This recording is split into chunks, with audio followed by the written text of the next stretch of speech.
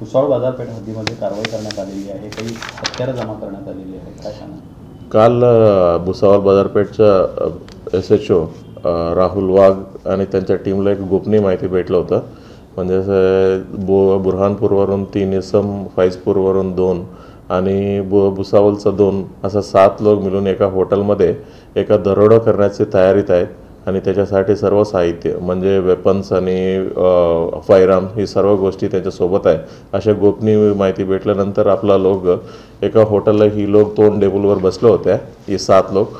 आणि आपल्या लोकांनी जाऊन अचानकपणे ते पंचांसमक्ष त्यांचं सर्च केल्यानंतर त्यांच्याकडं 2 पिस्टल्स, गावठी पिस्टल, 4 राऊंड आणि त्याच्यासोबत 1 फायटर आणि त्याच्यासोबत 4 चाकू आणि 4 तलवार असे सर्व गोष्टी त्यांच्या हातातून त्यांच्याकडनं जप्ती करण्यात आलेलं आहे.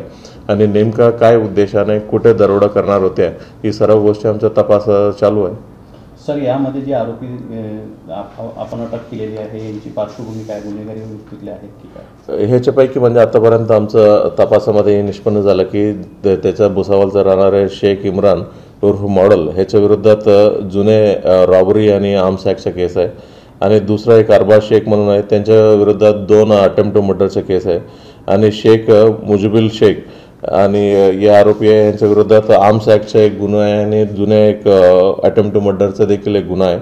आणि शेख शोएब शेख ह्याच्या विरोधात एक अटेम्प्ट टू मर्डर आहे. उरलेल्या 3 लोकांच्या विरोधात जे बुरहानपूर राहणार आहे ही 3 लोकांच्या विरोधात कुठल्या गुन्हा दाखल आहेत का या गोष्टी आम्ही बुरहानपूर पोलीसकडनं माहिती घेणं चालू आहे. भुसावळमध्ये मागच्या वेळेस खून प्रकरण, हत्याकांड झालेलं होतं, त्याचा याच्याशी काही संबंध येतोय का? या गोष्टी आम्ही तपास करतायत. म्हणजे ह्याचं काय त्या हत्याकांडाचा आणि ह्याच्या विषयावर काही संबंध आहे का या गोष्टी आमचा तपास चालू आहे.